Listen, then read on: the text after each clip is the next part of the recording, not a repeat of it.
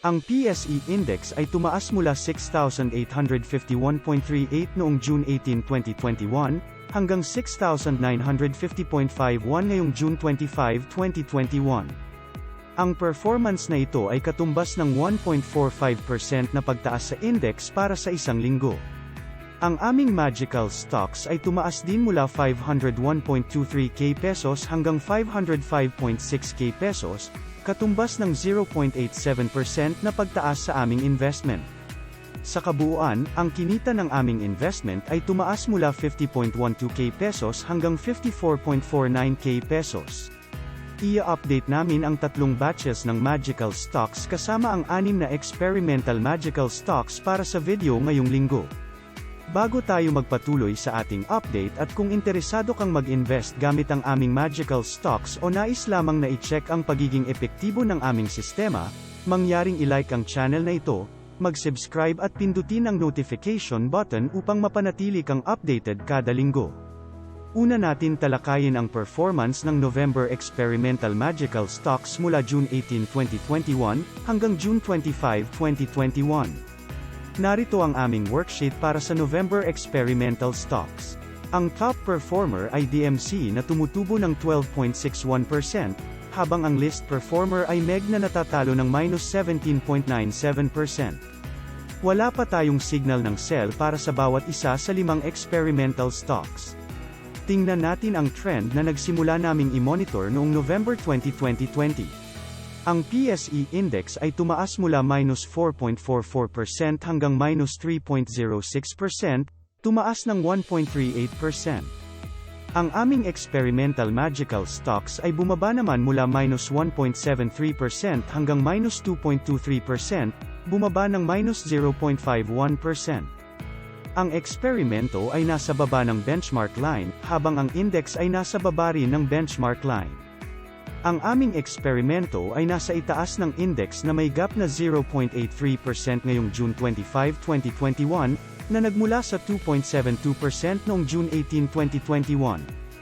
Talakayin natin ngayon ang performance ng December experimental magical stocks mula June 18, 2021, hanggang June 25, 2021. Narito ang aming worksheet para sa December experimental stocks. Ang top performer ay FGen na tumutubo ng 10.99%, habang ang list performer ay AGI na natatalo ng -7.23%. Wala pa tayong signal ng sell para sa bawat isa sa 5 experimental stocks. Tingnan natin ang trend na nagsimula naming i-monitor noong December 18, 2020. Ang PSE Index ay tumaas mula -5.79% hanggang -4.43%, tumaas ng 1.36%. Ang aming experimental magical stocks ay tumaas din mula -2.39% hanggang -1.01%, tumaas ng 1.38%.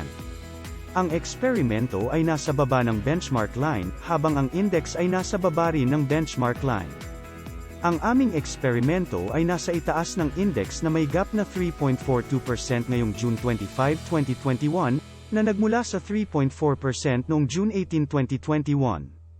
Talakayin naman natin ngayon ang performance ng February experimental magical stocks mula June 18, 2021, hanggang June 25, 2021. Narito ang aming worksheet para sa February experimental stocks. Ang top performer ay SCC na tumutubo ng 12.62%, habang ang list performer ay VLL na natatalo ng -12.53%. Wala pa tayong signal ng sell para sa bawat isa sa 5 experimental stocks. Tingnan natin ang trend na nagsimula naming i-monitor noong February 19, 2021. Ang PSE Index ay tumaas mula -1.08% hanggang 0.35%, tumaas ng 1.43%. Ang aming experimental magical stocks ay tumaas din mula -1.86% hanggang -1.58%, tumaas ng 0.29%.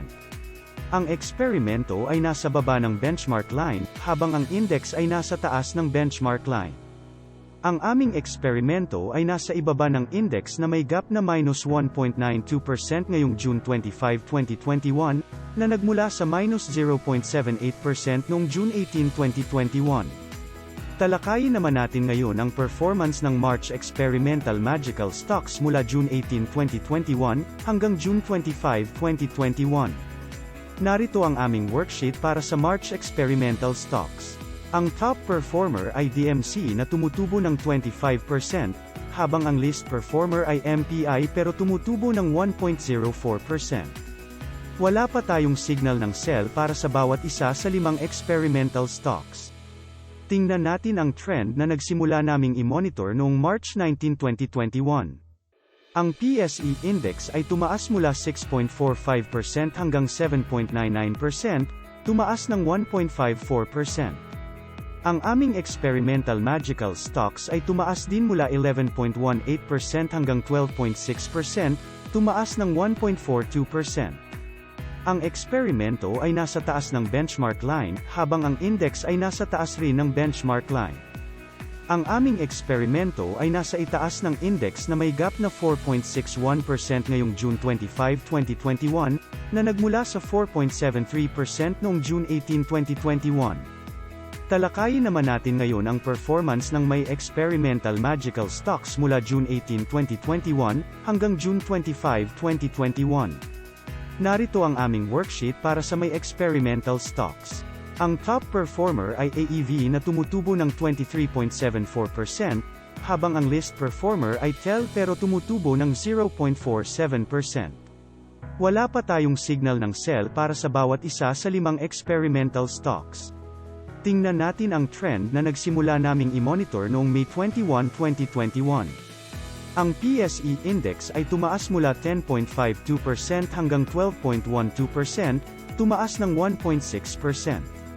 Ang aming experimental magical stocks ay tumaas din mula 9.74% hanggang 10.81%, tumaas ng 1.08%. Ang eksperimento ay nasa taas ng benchmark line, habang ang index ay nasa taas rin ng benchmark line. Ang aming eksperimento ay nasa ibaba ng index na may gap na minus 1.3% ngayong June 25, 2021, na nagmula sa minus 0.78% noong June 18, 2021. Talakayin naman natin ngayon ang performance ng June Experimental Magical Stocks sa unang linggo nito sa market mula June 18, 2021, hanggang June 25, 2021. Narito ang aming worksheet para sa June Experimental Stocks. Ang top performer ay MEG na tumutubo ng 4.18%, habang ang least performer ay MPI na natatalo ng minus 2.74%. Maganda ang performance ng ating experiment sa unang linggo nito sa market, isa lang ang nasa red zone. Tingnan natin ang trend na nagsimula naming i-monitor noong June 18, 2021. Ang PSE Index ay tumaas ng 1.45%. Ang aming experimental magical stocks ay tumaas din ng 1.37%. Ang eksperimento ay nasa taas ng benchmark line, habang ang index ay nasa taas rin ng benchmark line. Ang aming eksperimento ay nasa ibaba ng index na may gap na minus 0.08% ngayong June 25, 2021. Narito ang aming worksheet para sa tatlong batch ng magical stocks. Ang top performer ay MEG na tumutubo ng 4.18%, habang ang least performer ay SECB na natatalo ng minus 4.08%. Wala pa tayong signal ng sell para sa bawat isa sa mga magical stocks. Ang unang batch ay nasa taas ng market na may gap na 21.36% ngayong June 25, 2021 na nanggaling sa 22.05% noong June 18, 2021. Ang pangalawang batch ay nasa taas ng market na may gap na 0.37% ngayong June 25, 2021 na nanggaling sa 0.83% noong June 18, 2021. Ang pangatlong batch ay nasa baba ng market na may gap na minus 6.88% ngayong June 25, 2021 na nanggaling sa minus 6.06% noong June 18, 2021. Sa summary ng aming investment, ang unang batch ng magical stocks ay tumutubo ng 38.41% na nanggaling sa 37.43%. Ang pangalawang batch ay natatalo ng minus 3.14% na nanggaling sa minus 4.06%. Ang pangatlong batch ay tumutubo ng 1.46% na nanggaling sa 0.73%. Sa pangkalahatan, sa aming investment na 451.11k pesos, ang kasalukuyang halaga nito ay 505.6k pesos, na katumbas ng 12.08% na nagmula sa 11.11%.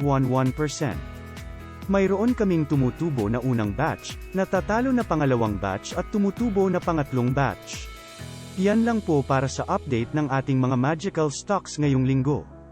Salamat sa panunood. Sa susunod na linggo, ipagpapatuloy namin ang pag-update ng 3 batch ng magical stocks at ang 6 na experimental stocks.